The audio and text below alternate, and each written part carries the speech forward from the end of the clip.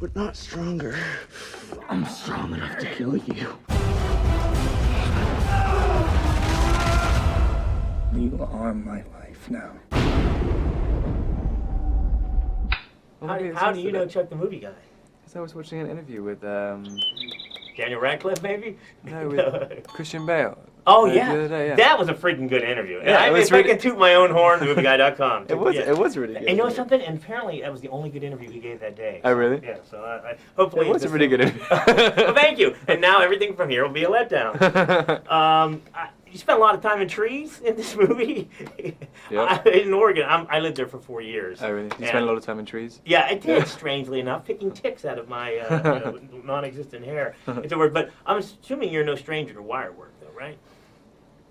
Well, I've been hit. Yeah. Doing wire work before, where you're just pulled by the wire. But this is the first time I've actually had to try and control my body. It's very hard. I understand it's experimental process that they were doing. You had to they made it look like you were running fast. Yeah, it was I mean, no one really knew how to. We were just inventing stuff. The wire which we used to run fast is a setup for a camera, to film cars and stuff, and we were just just put the guy in it, just hang him off it, and so no one really knew if it would work, and it was kind of all these things where the wire would bounce because you're pretending to run, and so it would get all the balance off. And so you had to have complete center of gravity. You'd have to be so still but also moving, and then try and make it not look like robotic, and it was impossible. No, I was completely unaware of the Twilight world, and once I became aware, I suddenly noticed it's everywhere. Yeah. And I would imagine that the fans have been coming out of the woodwork even before the movies have been released. Yeah, no, I hadn't heard of it when I went into it, and I didn't really know about it the whole time I was shooting. And then when we came back to LA to do reshoots, suddenly 200 fans were at the set. And we were just what? And everyone who was involved with it was what is going on? Why? Where did this start? And then literally from that day forth, when we went back to LA, people came up to you the whole time in the street, and it's how do you know? And it literally changed. It used to be from Harry Potter, and suddenly one day they're just it's Edward Cullen.